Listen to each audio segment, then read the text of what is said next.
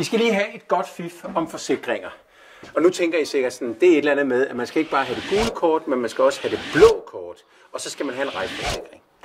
Det skal I, det er fuldstændig rigtigt. Det kan I læse masser om på denne her side. Men jeg vil godt give jer et andet fif for den bedste forsikring for en god skiferie. Det er nemlig kanter. Det er denne her tynde kant, skarpe kant, der sikrer, at du drejer, når du gerne vil dreje, og du står fast, når du gerne vil stå fast, og du bremser, når der står en tyk tysker lige foran dig. Kanterne, det er simpelthen alfa og omega for at have en god skiferie. Og hvor tit skal du slibe dem? De var jo slebet, da du købte skiene. Ja, men du skal slibe dem minimum. Og det er altså minimum en gang om ugen.